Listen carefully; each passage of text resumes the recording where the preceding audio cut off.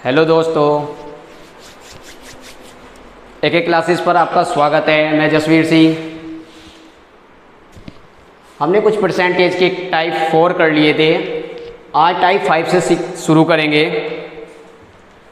जैसे हमारा पहला क्वेश्चन है, यदि चीनी के मूल्य में 20% की गिरावट आती है तो इसके उपभोग में कितने प्रतिशत की वृद्धि करनी चाहिए ताकि बजट पूर्ववर्तित रहे। ठीक है, यदि चीनी के मूल्य में 20% की गिरावट आती है तो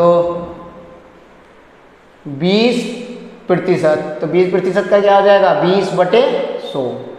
फ्रैक्शन क्या आ जाएगी किसकी 1/5। ठीक है, तो कह रही है गिरावट आती है तो 5 से 1 कम होएगा, तो 5 से कितना हो जाएगा 4। ठीक है, कितने की कमी आई 1, किससे आई 5 से। ठीक, 1 की कमी है किससे आई 5 से। 1/5 गुणा 100, 5 ही कम 5, 20 पंजे 100, कितना आया 20% है। Option number D. ठीक है भाई, उसने कहा यदि चीनी के मूल्य में 20% की गिरावट आती है तो इसके उपभोग में कितने प्रतिशत की वृद्धि करनी चाहिए ताकि बजट पूर्ववर्तित रहे। ठीक है, तो 20% हो गया, फ्रैक्शन क्या बन जाएगी 20% की 1/5। 5 से कितनी होगी 4, क्योंकि 1 की गिरावट आई है तो 5 से 4 हो गई।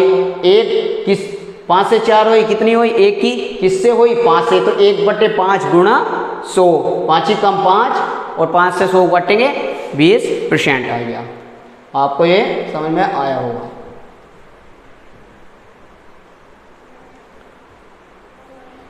ठीक है, अगला क्वेश्चन है कि भोज्य तेल के मूल्य में 25% की वृद्धि होती है एक परिवार और सामान। ठीक, खर्च हमारा क्या हो जाएगा एक्सपेंडिचर, और सामान मतलब सामान क्या हो कॉन्स्टेंट होना चाहिए। ठीक, क्या होगा कॉन्स्टेंट होगा, तो हमारा जो मूल्य रहेगा कीमत जो रहेगी हमारी वो क्या रहेगी, जैसे कीमत हमारी A/B है तो हमारी खपत क्या हो जाएगी, खपत हमारी हो जाएगी B/A, इसके उल्टे हो जाएगी। ठीक है, अगर खर्च हमारा समान है, खर्च हमारा अगर कांस्टेंट है तो हमारी क्या हो जाएगी P की जो हमारी मूल्य की कीमत होगी वो A/B होगी, लेकिन खपत जो होगी वो उसकी उल्टी हो जाएगी B/A। ठीक है, तो ऐसे ही ये वाला क्वेश्चन है। वो कह रहे हैं कि भोज्य तेल के मूल्य में 25% की वृद्धि होती है। ठीक है, तो 25% बराबर कितना आ जाएगा 1/4। ठीक है, 25 इसकी क्या हो जाएगी फ्रैक्शन 1/4 हो जाएगी। ठीक, तो P कीमत प्राइस मतलब कि हमारी कीमत कितनी हो जाएगी, हमारी वृद्धि हो रही 4 से 5 हो जाएगी। ठीक, फिर वो कह रही है खपत कितनी हो जाएगी हमारी, उल्टा हो जाएगा 5/4 हो जाएगी। ठीक है, अब वो क्या कह रही है कि अपनी खपत में कितने प्रतिशत की कमी करनी होगी, अपनी खपत में कितने प्रतिशत की कमी करनी होगी, कितने की करनी होगी 5 में से 4 गए 1 की कमी किससे 5 से गुणा 100, 5 ही कम 5, 20 पंजे 100, कितना आ गया 20% आ गया। Option number C. ठीक है, समझ में आ गया होगा। अगर हमारा खर्च कांस्टेंट रहेगा, जो हमारा खपत है वो अगर कांस्टेंट रहेगी, समान रहेगी, तो हमारी जो कीमत होगी A/B, तो हमारी खपत जो है उसकी उल्टी हो जाएगी B/A हो जाएगी। तो 25% की वृद्धि कह रहा, 25% की वृद्धि का मतलब 25 फ्रैक्शन क्या आ जाएगी 1/4 आ जाएगी। तो कीमत कितनी हो जाएगी 4 से 5 हो जाएगी, और खपत हमारी इसकी उल्टी हो जाएगी 5 से 4 हो जाएगी। और वो पूछ रहा है कि अपनी खपत में कितने प्रतिशत की कमी करनी होगी, कितने की कमी होगी 1 की, किससे होगी 5 से, तो 1/5 गुणा 100 20% आ गई।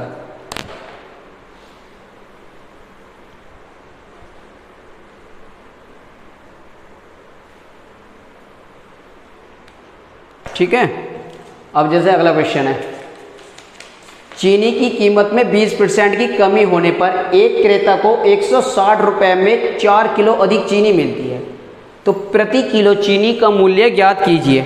ठीक है, 20% की कमी होने पर, तो 20% 20%, इसकी फ्रैक्शन क्या आ जाएगी 1/5। ठीक है, कमी हो रही है, कितनी हो रही है, इसका प्राइस कीमत कितनी हो जाएगी, 5 से 1 कम हो रही है 4। ठीक है, क्या बोल रहा है वो, चीनी की जो कीमत में है 20% की कमी होने पर 20 का फ्रैक्शन क्या हो जाएगा 1/5। क्रेता को 160 रुपये में 4 किलो अधिक चीनी मिलती है, तो हमारी कीमत कितनी आ गई 5/4 आ गई। अब हमारी खपत कितनी आ जाएगी, इसका उल्टा हो जाएगा, कितनी हो जाएगी 4/5 हो जाएगी। ठीक है, अब देखो ये जो 4 है ये हमारा ओरिजिनल प्राइस है, ओरिजिनल खपत है, प्राइस नहीं खपत है हमारी क्या है, ओरिजिनल खपत है। ठीक है, और ये 5, अब देखो इसमें से कितना अधिक मिल रहा, 4 किलो अधिक मिल रही है, यहाँ से कितनी मिल रही है अधिक, 1, 4 से 5 हो रही 1 की वैल्यू कितनी है 4 किलोग्राम। जब 1 की 4 किलोग्राम है तो 4 की कितनी हो जाएगी, 4 × 4 = 16 ग्राम हो जाएगी। ठीक है, 16 ग्राम हो जाएगी।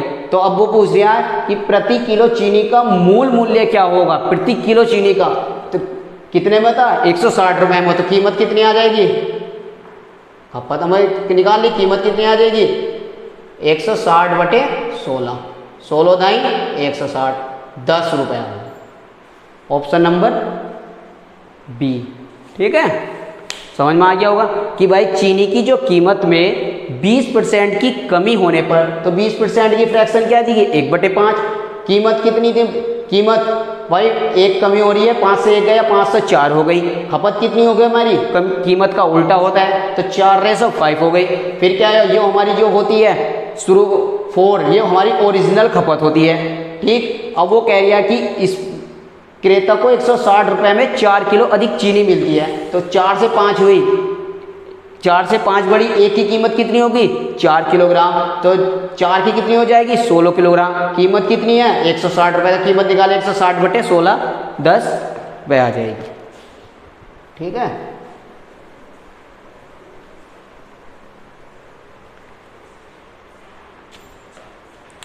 देखो ऐसे ही 4 क्वेश्चन है।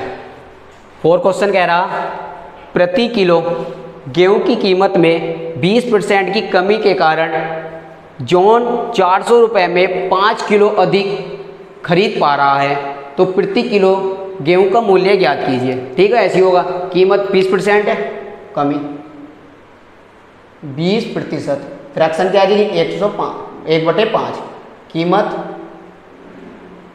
ठीक कितनी आ जाएगी, कमी हो रही है 5/4, खपत कितनी हो जाएगी, इसकी खपत हो जाएगी 4/5। ठीक है भाई, कमी कह रहा है 4/5, कितनी कह रहा है वो 5 किलो अधिक खरीद पा रहा है, तो 1 की वैल्यू कितनी हो जाएगी 5 किलोग्राम हो जाएगी। 1 की वैल्यू 5 किलोग्राम है, ये कितना हमारा ओरिजिनल खपत है। ठीक, तो इसकी कितनी हो जाएगी 4 × 5 = 20 किलोग्राम। ठीक है, हमारी ओरिजिनल खपत कितनी आ गई 4 × 5 = 20 किलोग्राम। अब क्या कह रहा है वो कि जॉन 400 रुपये में कर रहा, तो कीमत कितनी आ जाएगी बराबर 400/20, 1 0 से 0 गया, 240 को काटेंगे 20 बार, इस कितनी आ गई 20 रुपये आ गई, कीमत कितनी आ गई 20 रुपये आ गई। ठीक है, अब हम टाइप 6 करेंगे जिस पर डिस्ट्रीब्यूशन मनी होगा कुल धनराशि में से, और इसे डिस्ट्रीब्यूशन मनी को दो उसमें बांटते हैं, कुल धनराशि और शेष धनराशि। ठीक है, यो हम अगले वाले टाइप में करेंगे, टाइप 6 में। अब हम टाइप 6 करेंगे। टाइप 6 में क्या देखा, संजीव के पास जितनी भी पूंजी थी उसका 20% उसने भवन के निर्माण पर खर्च किया, 35% मशीनों पर खर्च किया तथा 15% कच्चे माल पर खर्च किया। यदि 3% फर्नीचर पर खर्च करने के बाद उसने 75,600 रुपये बचा लिए, तो उसके पास कितनी पूंजी थी। ठीक है, उसके पास शुरू में कितनी पूंजी थी। ठीक, तो क्या करना है 20% कुल खर्च। ठीक है, क्या करेंगे कुल खर्च। कुल खर्च कितना कितना करा सबको ऐड कर दो। 20% प्लस 35% प्लस 15% प्लस 3%। कुल खर्च कितना आ गया 20 और 15 35 55 55 और 15 70 70 और 3 73 73% कुल खर्च आ गया ये। ठीक है, कुल खर्च आ गया। ठीक, जब 73% खर्च कुल खर्च आ गया तो 100 में से 73 घटा देंगे भाई, टोटल 100% होता। अब एक कुल 100 में से 100% थे, 100 में से 73 खर्च हो गए तो कितने बचे 27% बचे। और उसने कहा खर्च करने के बाद जो उसके पास बचे हैं 27, उसकी वैल्यू दे रखी है 75,600 रुपये। तो 27 की वैल्यू कितनी हो गई 75,600 रुपये हो गई। ठीक है, 27 की वैल्यू कितनी आ गई 75,600 आ गई। जब 27 की वैल्यू 75,600 आ गई तो 1% की वैल्यू कितनी आ जाएगी 75,600 बटे 27। ठीक है, अब काट ले 900 काट लो, 900 कट दे, हाँ 9 से 9 अट्ठे 72 3 6 9 चौक 36 9 तिया 27 3 से काट लो, 3 दूनी 6 2 4 बजा 3 अट्ठे 24 2800। 1% की वैल्यू कितनी आ गई 2800 आ गई। हम किसकी कान ली, उसके पास कितनी थी तो कितनी थी पहले 100%, तो 100% की वैल्यू काट लो। तो 2800 गुणा 100 कितना आ जाएगा 2,80,000 रुपये आ जाएंगे। ठीक है भाई, उन्हें क्या है संजीव के पास जितनी भी पूंजी थी, कितनी पूंजी थी उसके पास, जितनी भी थी उसके पास जो पूंजी थी उसका 20% उसने भवन के निर्माण पर खर्च किया तथा 35% मशीनों पर खर्च किया तथा 15% कच्चे माल पर खर्च किया। यदि 3% फर्नीचर पर खर्च करने के बाद उसने 75,600 रुपये बचा लिए तो उसके पास कितनी पूंजी थी। तो पहले कितनी पूंजी थी उसके पास 100 पूंजी थी। 100% में तो उन्होंने कितने खर्च कर दिए 20%, 35, 15 और 3 टोटल कितने खर्च कर दिए 73%। 100 में से 73 कम कर दिए कितने बचे 27% बचे। 27% की वैल्यू कितनी दे रखी 75,600। 1% की वैल्यू कितनी आ जाएगी 75,600 बटे 27, 27 से काटेंगे तो 2800 बार। और 100% कितनी आ जाएगी 2800 गुणा 100 बटे 28,000 2,80,000 आ जाएगी। पहली पूंजी कितनी थी उसके पास 2,80,000 थी। ठीक है, ऑप्शन नंबर बी। ठीक,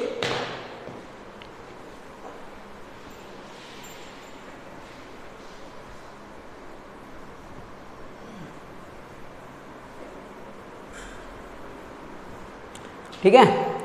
अब अगला क्वेश्चन है, एक आदमी अपनी मासिक वेतन का 12% घर के किराए पर खर्च करता है। यदि हर महीने वे 407 वाहन पर और 8,657 किराने पर करता तो शेष रुपए 924 बचाता है, तो उसका मासिक वेतन उसका क्या था, उसका मासिक वेतन कितना था। ठीक है, एक तरफ पर रेंट लिख लो, रेंट और शेष।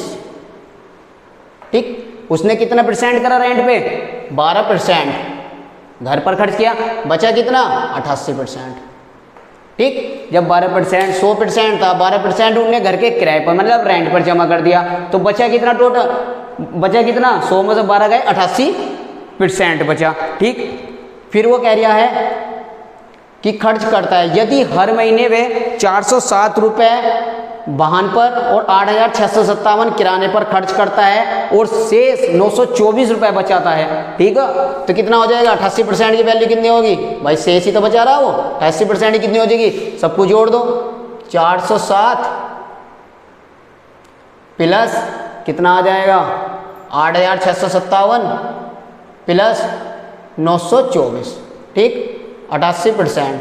अब इन्हें सबको जोड़ लो, इन्हें जोड़ कर क्या आएगा, इन्हें जोड़ लो सबको।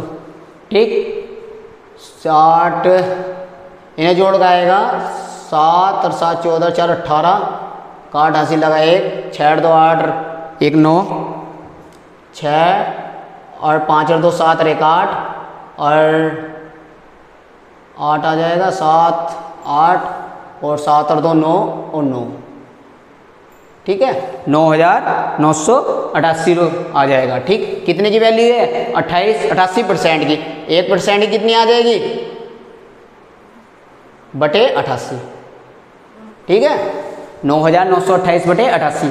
ठीक, 11 से काट लो, 11 अट्ठे 88, 11 से काटे 11 नम 99, 0 11 अट्ठे 88, तो 1% की वैल्यू कितनी आ गई 908 बटे 8। ठीक, अब क्या है कि 100% की वैल्यू काट लो, 100% की वैल्यू क्या है 908 बटे 8 गुणा 100। ठीक, 4 से काट लो, 4 दूनी 8, 25 चौका 100, 200 काटा कितनी बार 45 दूनी 90, 2 चौक 8, कितना आ गया 454 गुणा 25। ठीक, 25 चौका 100, 25 की 400 गुणा 25 चौका 100, हासिल लगे 10, 25 पंजे 125, 125 10 135, हासिल लगे 13, 25 चौका 100, 100 और 13 113, कितना आ गया 11,350, ऑप्शन नंबर डी। ठीक है भाई, अब एक बार और समझ लो, एक आदमी ने अपनी मासिक वेतन का 12% घर के किराए पर खर्च कर दिया। ठीक है, उसके पास 100%, 12% उन्होंने रेंट पकड़ दिया, तो हमने रेंट 12% दे दिया, कितना हमारे पास बचा 88%। और उसने फिर कहा है यदि हर महीने वह 407 किसमें से 88 की वैल्यू है ये 407 वाहन पर और 8,657 किराने पर खर्च करता है और शेष 924 रुपये बचाता है, तो उसका मासिक वेतन कितना था, मतलब पहले कितना था। 100% की वैल्यू निकालनी, तो हमने सबको जोड़ा 407 प्लस के 8,657 प्लस के 924, इन्हें जोड़ को क्या आया 9,988 आया। अब 9,988 88% की वैल्यू है, 1% की वैल्यू कितनी आ गई 9,988 बटे 88 और 1% की वैल्यू आ गई 908 बटे 8। 100% की वैल्यू का ली 908 बटे 8 गुणा 100, फिर हमने इसे 4 से काट लिया, 4 दूनी 8, 25 चौका 100, 400 फिर 2 से काटा 454 बार। ठीक, 25 चौका 100 और 25 पंजे 125 का 5, हासिल लगे 12 और 25 चौका 100, हासिल लगे 10, 25 पंजे 125 10, 135 का 5, हासिल लगे 13, 25 चौका 100 13 113। ठीक, यही आंसर।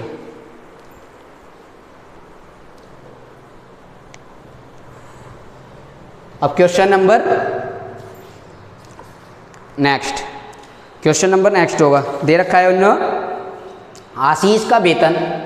ठीक है, जो आशीष का वेतन है वो 11,000 प्रति माह है। ठीक है, आशीष का वेतन कितना है 11,000 प्रति माह है। ठीक है, 11,000 प्रति माह हो गया और 4,000 घर के किराए पर और 1,500 रुपये बिलों पर खर्च करता है, तो कितने कर रहा 4,000, टोटल खर्च कितना हो जाएगा 4,000 तो यो कर ही लिया, कहाँ पर किराए पर रेंट पर जमा कर रहा और 1,500 रुपये बिल पर, तो कितना हो जाएगा, इन दोनों को जोड़ देंगे, 4,000 इन्हें जोड़ लो 0 0 5 5, 5,500 रुपये वो खर्च कर रहा है, कितने में से 11,000। ठीक है, अब वो कह रहा है कि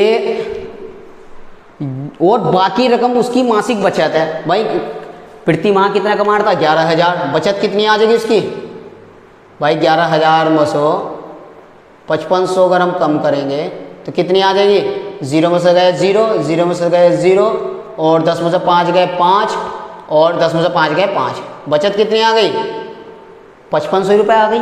ठीक, बचत कितनी आ गई हमारी 5,500 रुपये आ गई। अब वो कह रही है कि एक साल में उसकी बचत ज्ञात करें यदि उसके जन्मदिन के महीने में अपनी सारी मासिक बचत जन्मदिन मनाने पर खर्च कर दे। भाई एक महीने की तो कर दी 5,500 रुपये, तो बचे कितने महीने और बचे 11 महीने, तो 11 महीने की निकाल लो। भाई एक साल हो गया तो एक महीने की तो 55 होगी, बची कितने 11 महीने, तो 11 की निकाल दो, 5,500 गुणा 11, कितना बचा 11 0 0, 11 पंजे 55 का 5, हासिल है 5, 11 पंजे 55 और 5 60, 60,500। ठीक है, ऑप्शन नंबर डी। ठीक है, अब हम लगा टाइप 7 करेंगे, पॉपुलेशन के आधार पर पॉपुलेशन बेस्ड क्वेश्चन होंगे। ठीक है, पॉपुलेशन बेस्ड क्वेश्चन होंगे। जैसे कह रहा वो किसी कस्बे की जनसंख्या 60,000 थी, 60,000 से बढ़कर 61,050 हो जाती है तो वृद्धि प्रतिशत ज्ञात कीजिए। कितनी थी भाई? किसी कस्बे की जनसंख्या 60,000 थी, 60,000, ठीक है, कितनी हो गई? 61,050 हो गई, ठीक, बढ़ गई, एक जीरो से एक जीरो काट दो, ठीक, कितनी बची? 6,000, कितनी हो गई? 6,105, ठीक। वो वृद्धि प्रतिशत पूछ रहा, कितने की वृद्धि हुई? 105 की। किससे वृद्धि हुई? 6,000 से, गुणा 100, ठीक, 2 जीरो से 2 जीरो। अब काट दे सो, कितने बार जाएगा? 15 चौका 60, 15 सत्ते 105, कितना आ जाएगा? 7/4 आ गया। और 4 से जब इसे डिवाइड करेंगे 7 को तो कितना आ जाएगा? 4 एकम 4, 3 बचे, 0 हो गया 30, दशम लगाई 0 हो गया 30 हो गया, और 7 चौक 28, 2 जीरो बचा 1.75%, ऑप्शन नंबर सी, ठीक है। आज हमारे टाइप हमने 7 भी करा दिया पॉपुलेशन, और जो इसके टाइप 7 के और बनेंगे वो कल नेक्स्ट क्लास में कराएंगे। आज के लिए इतना ही। और हमारा ये सेशन कैसा लगा और अच्छा लगा हो तो आप लाइक और शेयर कर देना, और ये वीडियो अपने दोस्तों तक जरूर पहुंचा देना। जय हिंद, जय भारत।